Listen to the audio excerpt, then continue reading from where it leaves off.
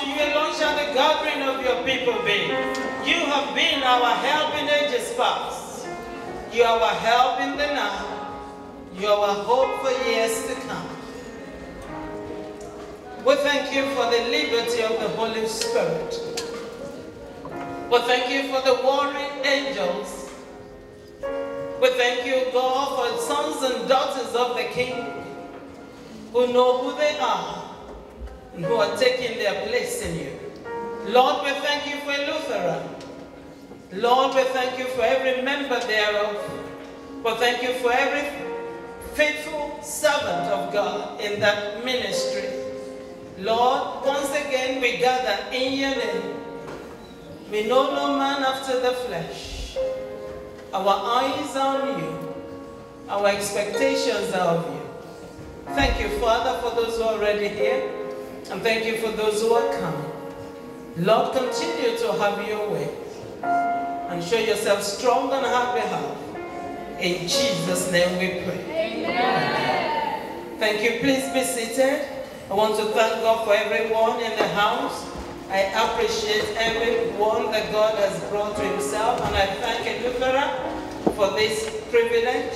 I do not take it lightly. Hallelujah. I want to bless the name of the Lord for all the worshippers. Thank you for helping us to ascend the hill of the Lord. I want to thank God for fellow ministers of God who have come. I want to thank God for you. Please, let us do this business quickly. Amen. Wow. Wow. It's always a privilege. Our theme for the year is content. Somebody say content. Content. And the scripture that the Lord has given is in Jude. Only one chapter, very short but powerful. 25 verses of instruction, correction, admonition, charge from the throne of grace. Permit me to read from verse 3.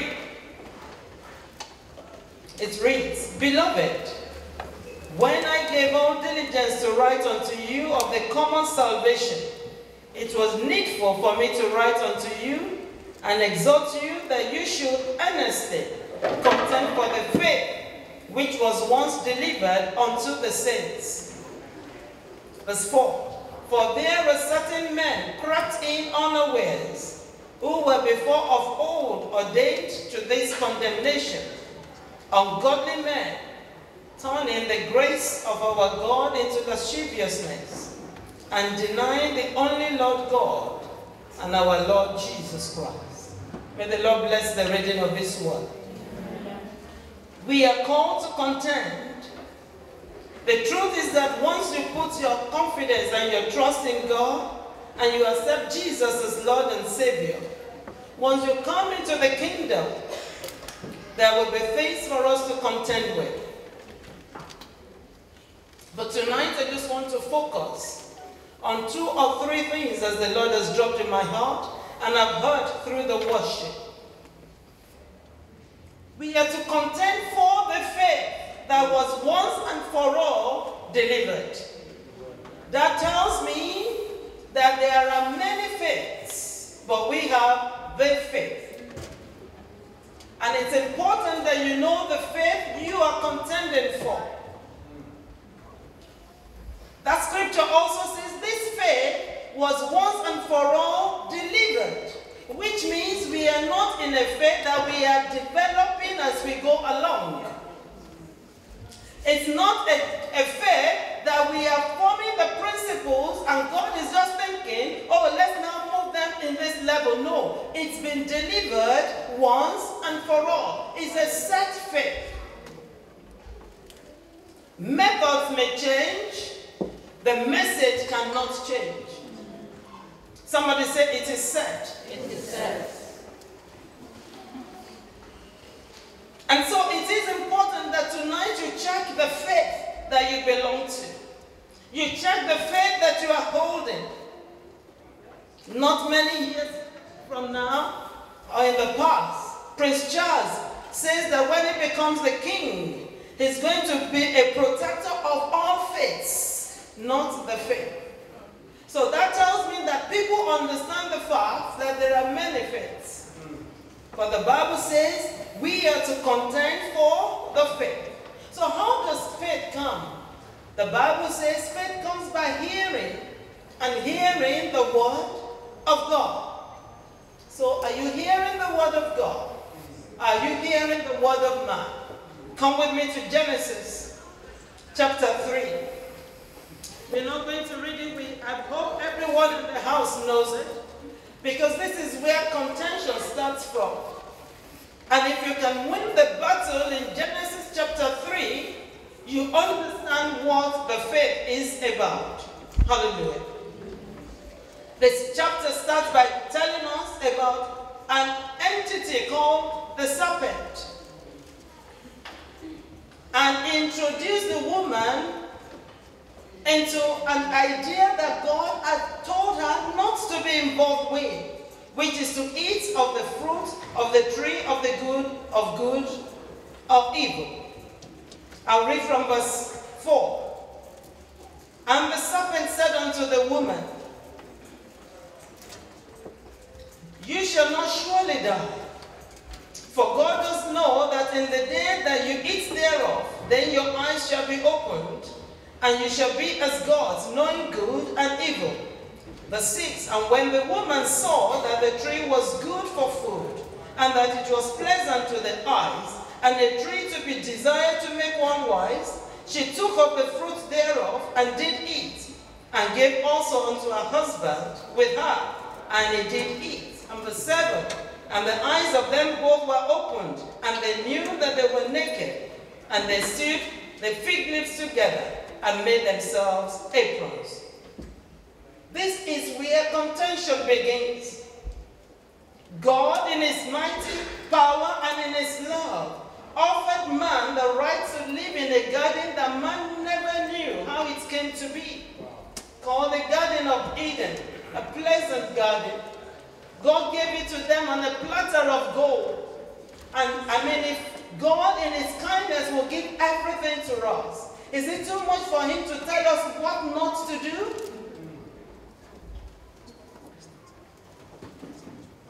And I tell you, since that time, the devil has always been contending with the things that God has freely given to us, because he doesn't want us to have them. And the woman, she accepted the invitation of the devil. She looked at the tree. She saw it was good for food. And she did what God told her not to do. Instead of contending with the devil, who was making the suggestion that God is not good enough, and that was why God was withholding the tree from them. Brethren, this is where contention began. Let me read the counsel of the Lord, verse 11. And he said, Who told you that you were naked? In contention, God wants us to know who we are contending with. God did not talk about the tree. God talked about the intruder. He talked about the serpent. He wanted them to know the person they ought to be contending with. Who told you? If you can identify the voice that you are contending against, if you can identify the person you are contending against, then you might be on the path of victory if you stay on the side of the Lord. Adam couldn't answer the question. She pointed to the woman. The woman then pointed to the serpent. Brethren, tonight we have to deal with every other suggestion that is not of the voice of the Lord. Who told you you cannot be healed? Who told you your marriage cannot be healthy? Who told you that your children cannot make it? Who told you that your work cannot be progressive? Who told you that you cannot make it in your college and your career? Who told you? Once we identify who told you, then we are on the right path of contention. It does not matter what the government says. If God has not said it, government and God, they both start with G, but there is a difference. The government may make things permissible, but if God says you don't have a right to it, you don't have a right to it. Now Ask your neighbor, who told you? That is where contention begins. Because sometimes we are fighting the issues when we should be dealing with the who. And I pray tonight that the eyes of our understanding be enlightened. I pray that tonight you will wage a warfare against the who. Who told you that situation cannot change? Actually, when Eve saw that the tree was good, she was just seeing what God had already said. In Genesis chapter 1 and chapter 2, the Bible said everything was good. So what was new that she discovered?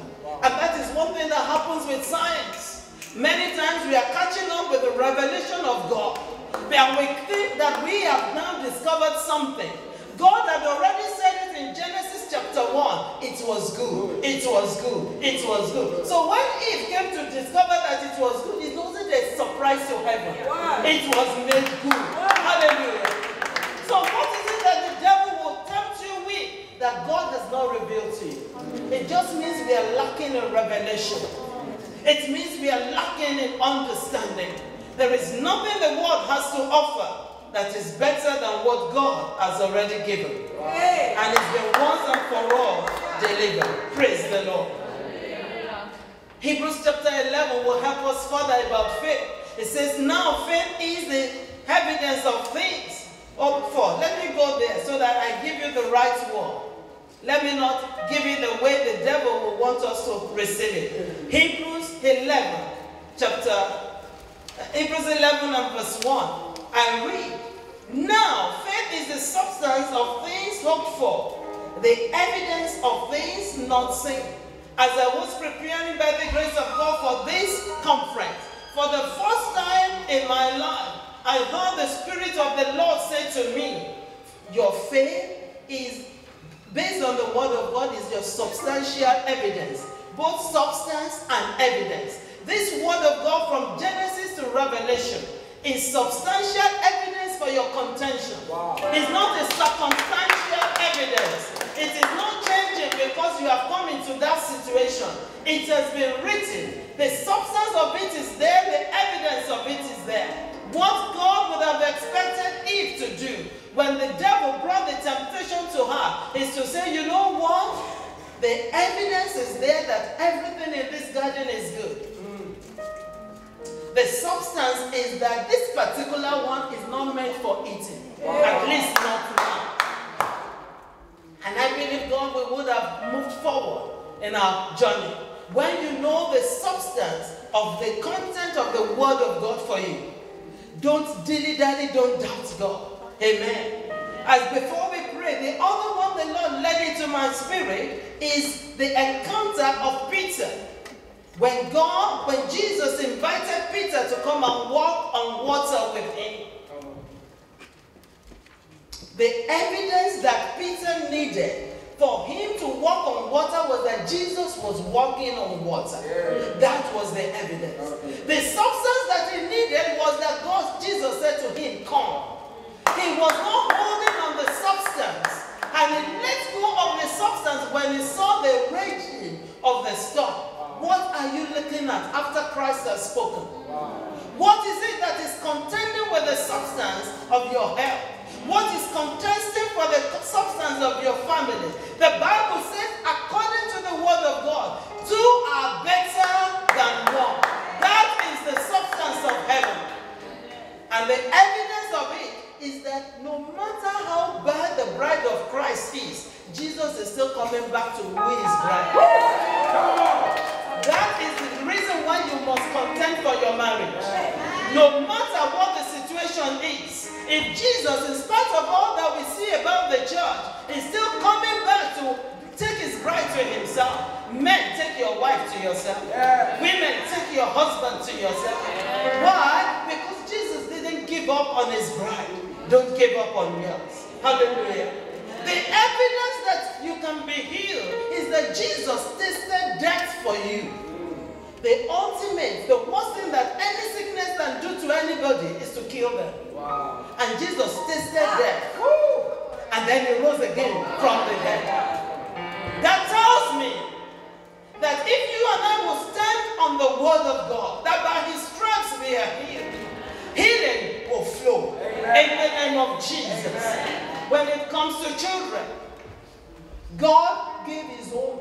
Wow. He allowed him to die that you and I may live. And he promised you the substance. Wow. That I will contend with them that contend with you. And I will save your children. Amen. Somebody says substance. It does not matter what the enemy is doing, thinking that he has the mind of the children. Go back to God and say, God, something is contending for the well-being of my children. And I need you to fight for me. Praise the Lord. And so as we begin to pray in the few minutes we have, I want you to identify who is speaking to you.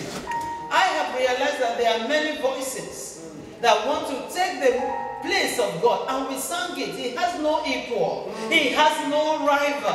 Hallelujah. First of all is my own fear. The fear of where I have been. The voice of what I used to be. Many times the devil will want to remind me how weak I used to be, how sickly I used to be. And I say to him, yes, that Dupe died. This one that is standing is the resurrected. I died. The day I gave my life to Jesus, there was a burial ceremony. But in that instance, there was also a resurrection ceremony. My name did not change, my height did not change, but my heart changed.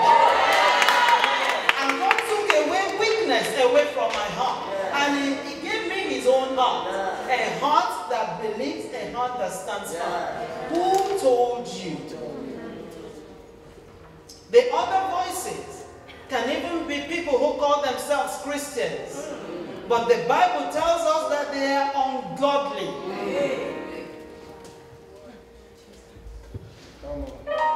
Their God is their belly. They will rather have gold than God. And so they have debased the right and the truth of the word of God. Also that they can make money. Peddling the word of God as the word of man. Their judgment is waiting for them. But you must contend with them. You must know the truth, because it's only the truth that can set you free.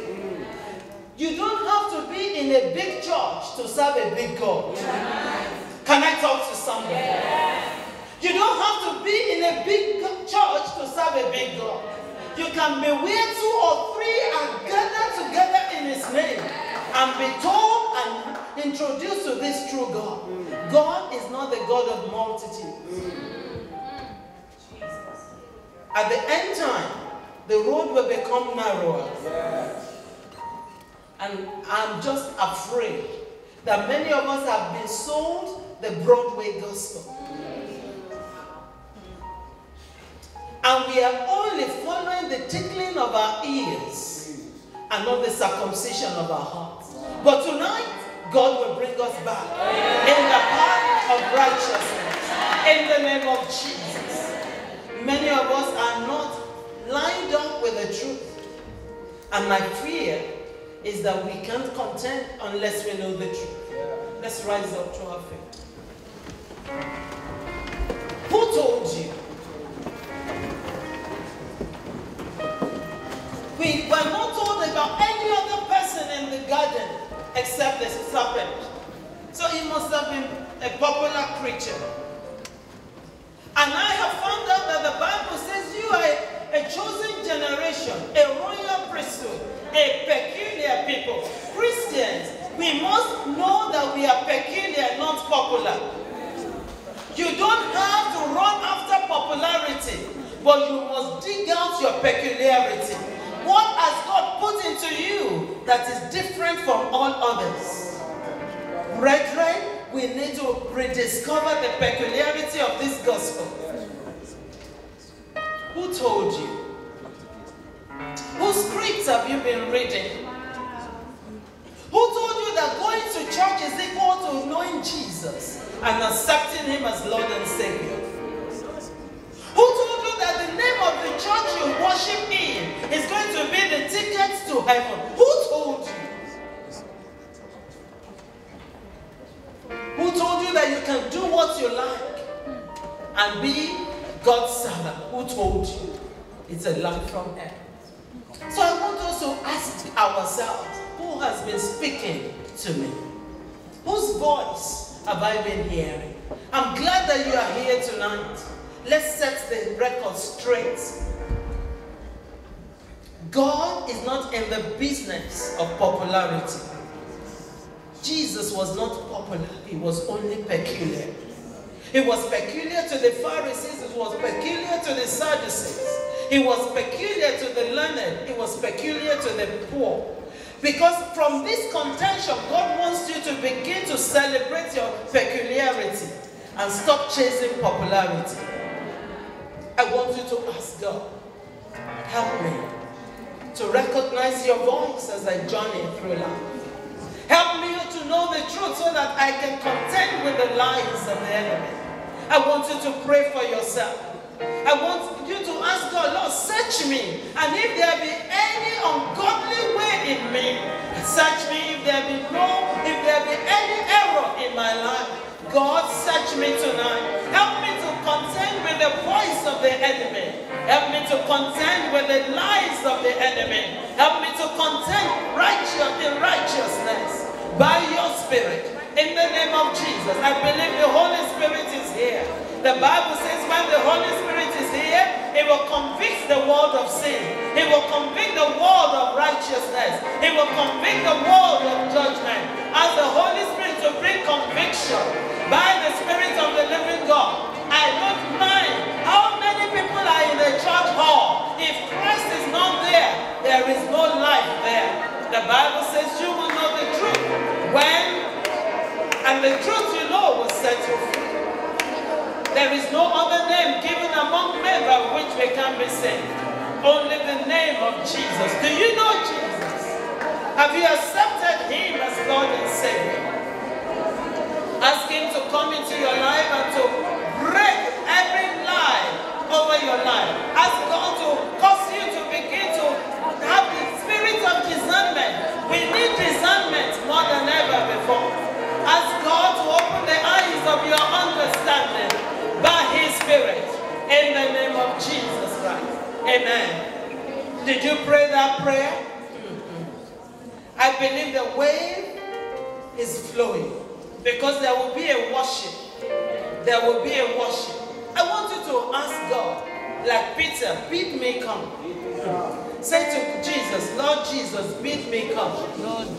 A few people on this side say, Lord Jesus, bid me come. Lord Jesus, bid me come. Say it again, Lord Jesus, bid me come. That word, come, here is from heaven. Because as we contend tonight, grace is going to be given to you to walk upon waters. The waters that want to swallow you, you will walk upon them. You will walk upon the water of disappointment. You will walk upon the water of failure. You will walk upon the water of shame. You will walk upon the waters of loneliness. You will walk upon the water of failure. God of heaven will help you to walk upon water. Lord, bid me come. Help us to hear your voice saying, come, come sons, come daughters, come even into the higher place. Come into the new revelation. Come into truth. Father, we thank you. Lord, we thank you. We know it is possible. We see the evidence in your word. We reference the truth that you have given to us. There is no other gospel that we want to hear. This is truth. This is life. And this is the way. I pray over everyone who is here today. Daddy, where the word of God has been overtaken by the tradition of men or the popularity of men, Father, let there be contention in their spirit for truth and truth alone. Let there be fresh hunger, fresh thirst for the truth.